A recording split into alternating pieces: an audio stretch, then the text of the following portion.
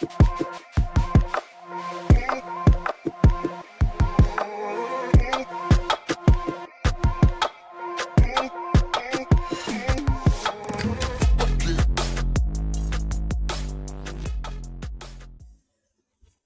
back, everyone, to the Under Review podcast. I am your host, Todd, as always, and it's just me today having some technical issues on the side of Marty and internet problems, so it would just be me here with you and no slideshow for the YouTube watchers.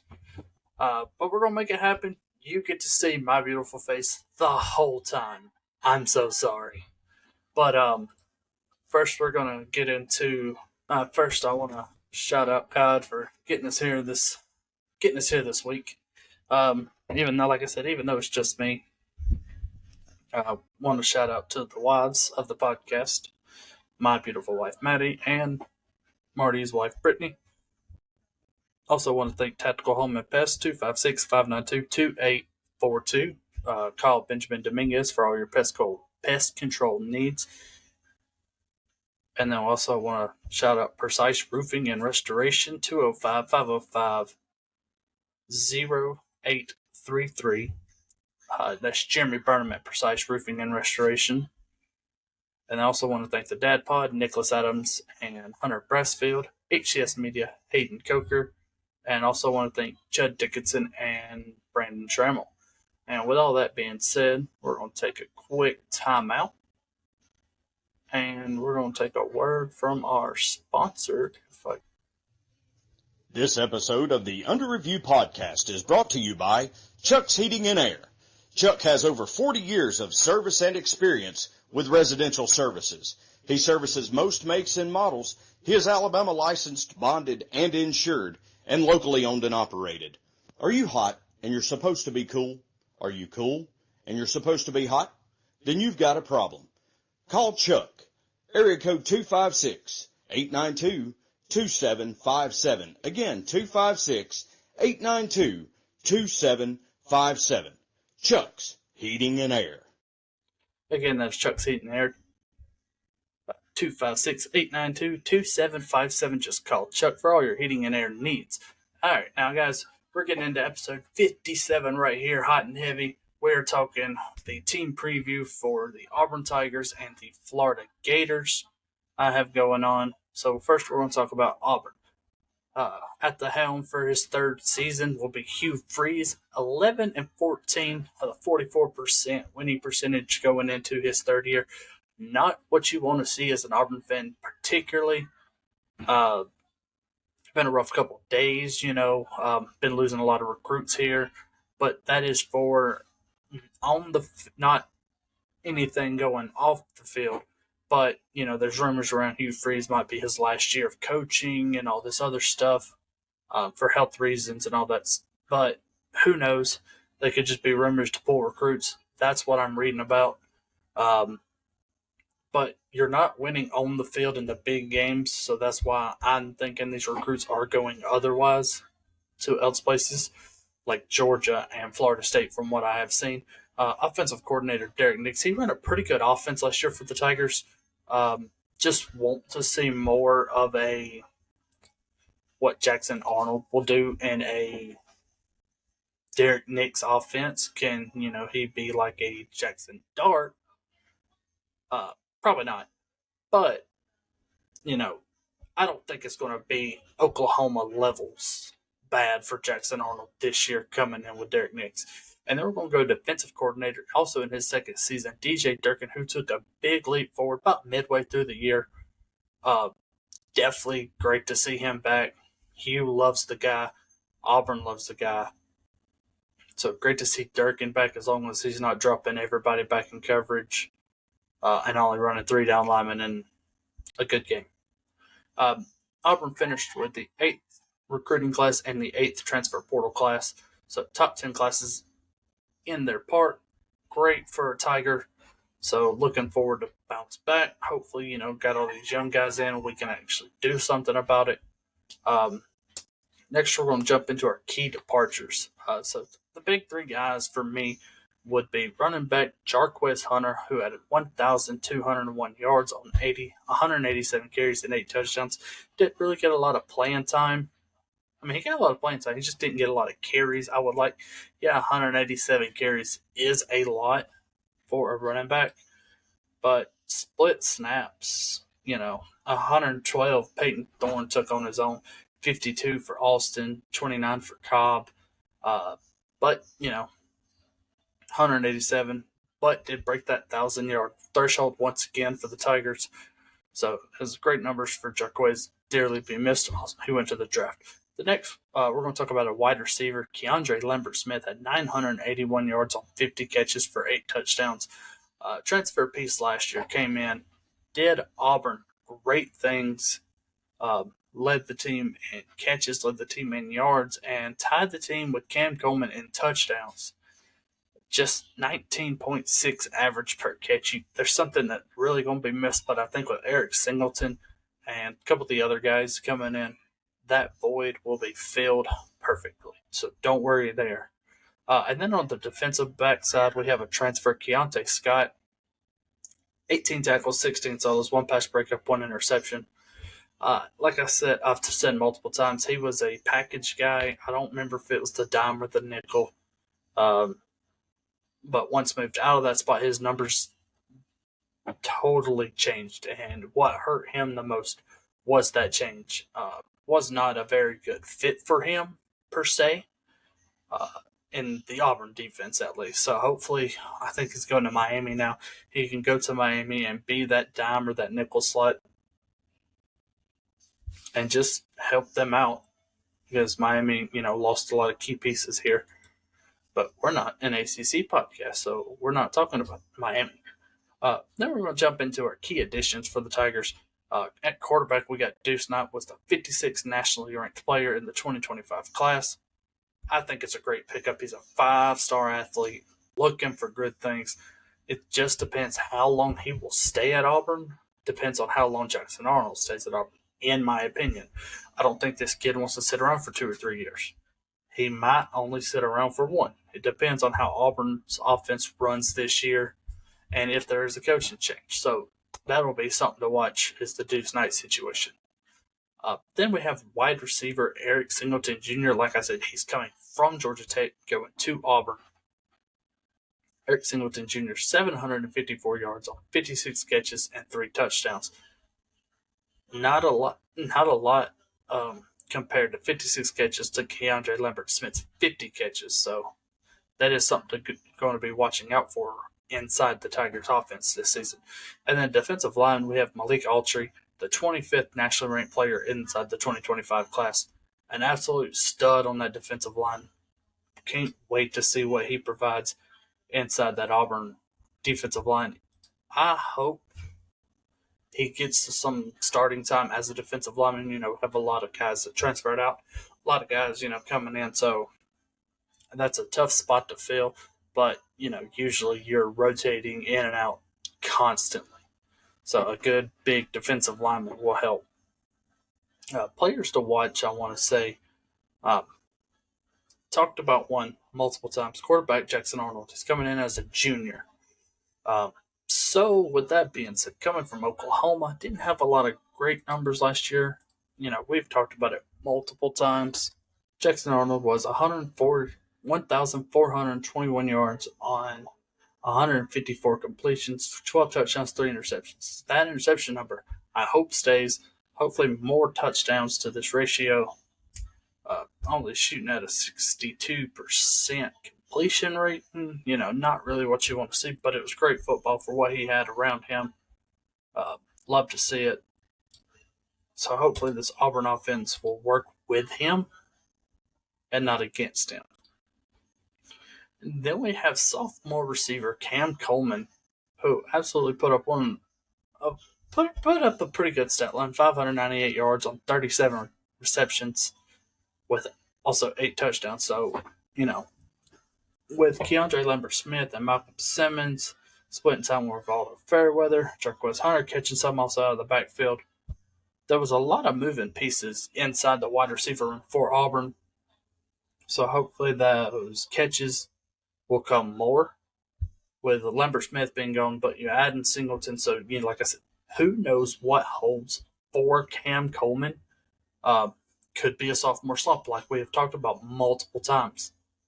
Just hoping it's not, because Cam Coleman can be a very good receiver inside the SEC and also Auburn. And then we're going to talk about the defensive back to watch. Champ Anthony, who's a junior, got the pleasure of going to Auburn this past season to the Arkansas game, and watching him after he did what he did was absolutely disgusting, man. I love the guy. I feel like he's been at Auburn forever. It hurt me to see the way after, he had a big hit on the play, and then literally the next play over, he just falls over and is out for the season. But he had 12 total tackles, 10 solos, and 3 pass deflections, and most of that was in that Arkansas game in that very slim first quarter or whatever that he played. He was putting on an impact to watch for seasons to come. So hopefully he's back healthy. Marty's talked about it before, so just wanting to see what he can do and not take a step back out of last year. So now we're going to run down the Auburn schedule. You're opening up on a Friday, August 29th at Baylor, 7 o'clock on Fox. And then September 6th, Ball State at home. First home game inside Jordan-Hare, 6:30. September 13th, South Alabama, 11:45 kickoff. September 20th at Oklahoma. September 27th at Texas A&M. October 11th home against Georgia. October 18th, home versus Missouri. October 25th, away at Arkansas. November 1st, you are at home versus Kentucky. November 8th, you are at Vanderbilt. November 22nd, you're at home versus Mercer. 1 p.m. kickoff on that one. And then, as always, November 29th, the Iron Bowl. So, with all that being said, South Alabama is also the homecoming. Let's see. I'm going to give them Baylor. I'm going to give them Ball State. South Alabama. They might lose Oklahoma and Texas A&M back-to-back before Georgia comes in. I hope not. Maybe just Texas A&M. But with John Mateer and Oklahoma, we don't know right here going into the season. So who knows? At Missouri, I feel like Missouri's a down year. That could be a win. Arkansas, again, I'm saying as a down year, that could be a win. And I think by now it's 1, 2, 3, 4, 5, 6, 7. At Kentucky's the win. It's 8. Hugh Freeze is safe. All these recruits that are thinking about going elsewhere, they're coming back. I give us Vandy at home.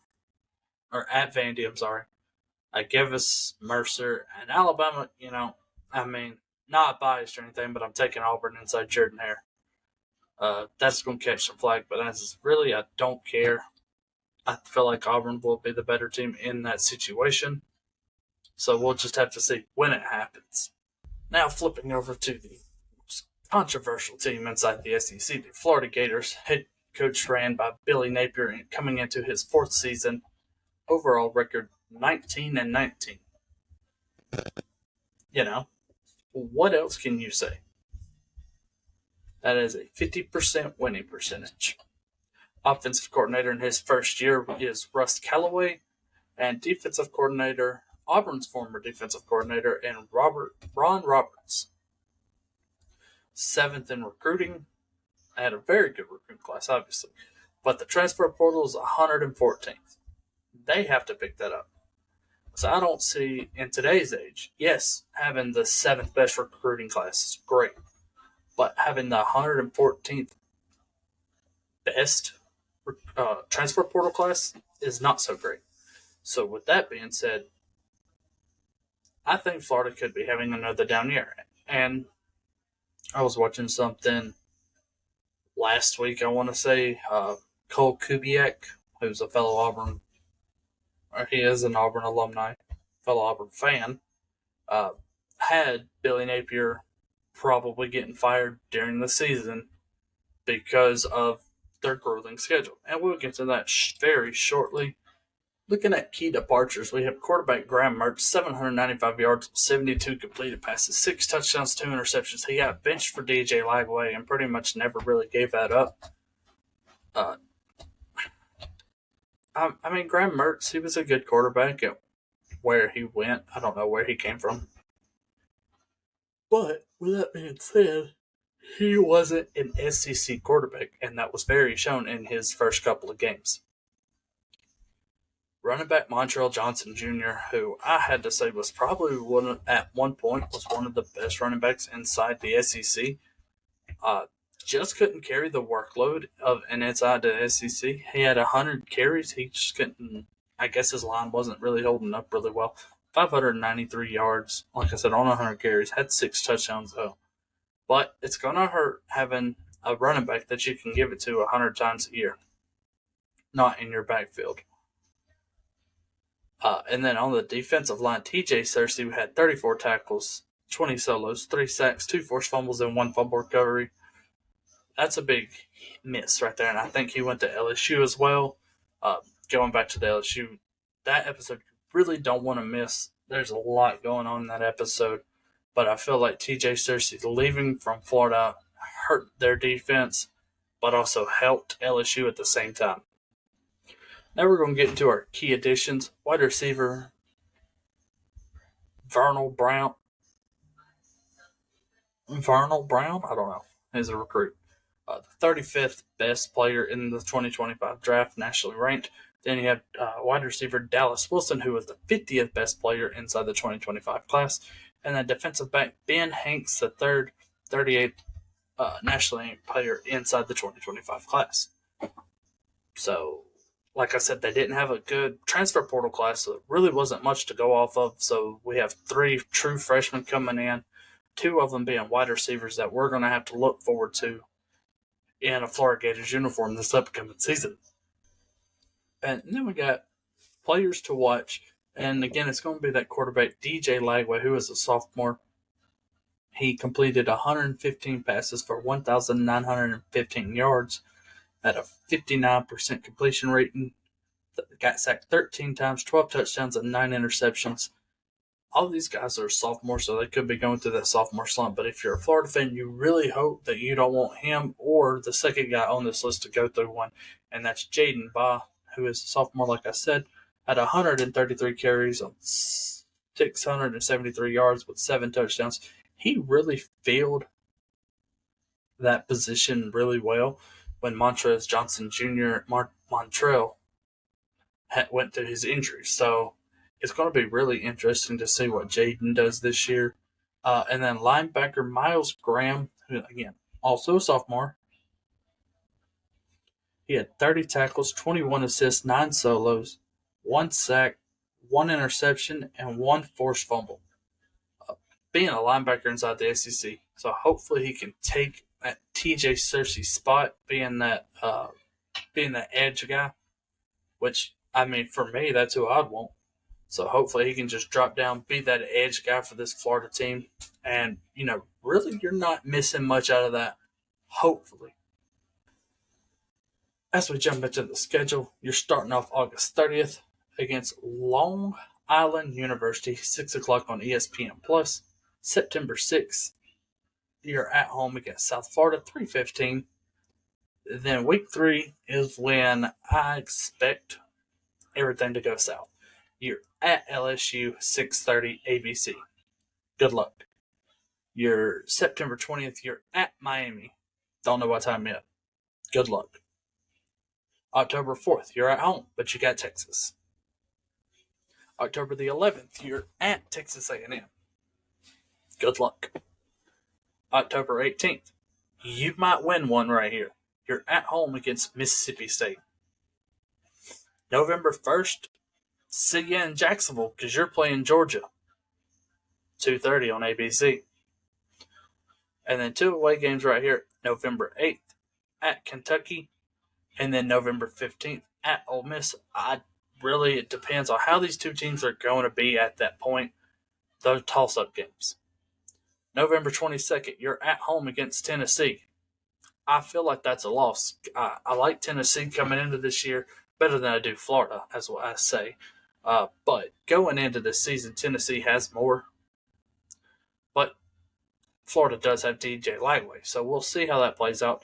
And then you're ending the season, again, November 29th, at home against Florida State. Depends on how Florida State plays. Like last week, I had them predicting to beat Alabama week 1. If that happens, you're definitely beating Florida in the swamp. I don't care if it's a rivalry game. I don't care if you're calling your mama. I don't care. Florida State, if you beat Alabama week 1, you're beating Florida in the final week of the season. I'm not giving this Florida team much credit. Cool. I'm also not feeling the hype around this Florida team. So I feel like this Florida team has to show up to prove something to me, at least, as a podcast personnel guy, host, whatever you want to say, to show me that they shouldn't be, 3-9, I think, 4-8, I will say, 4-8. I'll give them 4-8. But prove me otherwise. 4-8 for Florida, I feel like is perfect on my standards because I don't see them being any better than that. Really, that's all we have. All I have. Like I said, it'll be a short podcast because it's just me. But we do want to go over the tournament logo. So by a narrow margin, Florida did beat Texas A&M. I voted for Texas A&M. I preferably loved the logo. Loved everything it was about. But, it's not just my podcast. It's the fans voting on this. So thank you for that. Florida moves on to face the winner of our last first-round matchup we have. And it's the 8th seed, the Ole Miss Rebels, Black Bears, Land Sharks, Hotty Toddies. Who knows? Versus the 9th seed, Missouri Tigers. As you can see, there's no logos because I don't have them. But they will be on Facebook right after this airs. So go to Facebook, Under Review Podcast, type it in, pull it up. It should be there. Go vote. And then next week, we'll start round 2 of this Great American Tournament, Great Logo Tournament that we have been working for all season. Finally getting to round 2. So we'll definitely see what it holds for us coming up. But I want to thank everybody for joining in. I want to thank God, like I said, for bringing us back here. Thank you to everybody. Marty should be back next week, hopefully. But with all that being said, thank you. Thanks for making the call to go under review. Join us next time as we go to the monitors. Until then, keep your flag handy.